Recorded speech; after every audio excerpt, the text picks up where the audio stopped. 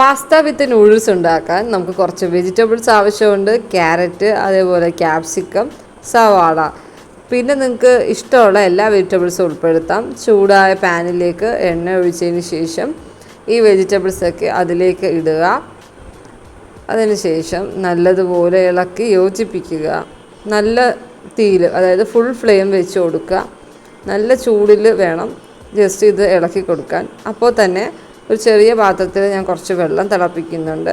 നമ്മുടെ പാസ്തയ്ക്ക് വേണ്ടിയിട്ടാണത്. നിങ്ങൾക്ക് ഇഷ്ടമുള്ള പാസ്ത എടുക്കാം. ഞാൻ എൻ്റെ കയ്യിൽ അവൈലബിൾ ആയിട്ടുള്ളത് എടുത്തതേ ഉള്ളൂ.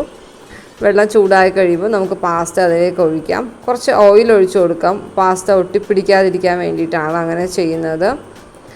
അതിന് ശേഷം വഴണ്ട ഉള്ളി, സവാളയിലേക്കൊക്കെ നമുക്ക് നൂഡിൽസിൻ്റെ പൊടി, ഞാനിവിടെ ഇപ്പിയാണ് എടുത്തിട്ടുള്ളത്. ഇപ്പിയുടെ പൊടി തന്നെ ഞാൻ ചേർത്ത് കൊടുത്തിട്ടുണ്ട്.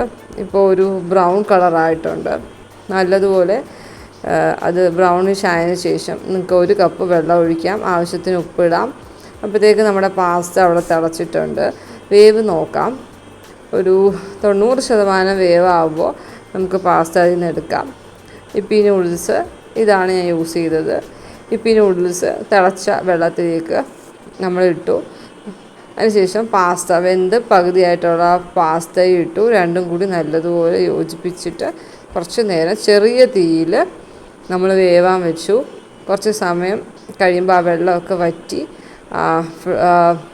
മുളക് പൊടിയുടെയും ആ ഉപ്പിൻ്റെയൊക്കെ ടേസ്റ്റ് പിടിച്ച് നല്ലൊരു ചൂടോടെ കഴിക്കാൻ വളരെ ടേസ്റ്റി ആയിട്ടുള്ള നൂഡിൽസും അതേപോലെ പാസ്ത മിക്സ് ഇവിടെ റെഡി ആയിട്ടുണ്ട്. നല്ല ടേസ്റ്റാണ് കഴിക്കാൻ. എല്ലാവരും ട്രൈ ചെയ്ത് നോക്കുക. അപ്പോൾ ലൈക്ക് ചെയ്യുക, കമൻറ്റ് ചെയ്യുക, ഷെയർ ചെയ്യുക. ഓക്കെ, അടുത്തൊരു വീഡിയോ ആയിട്ട് വരാം. Thank you.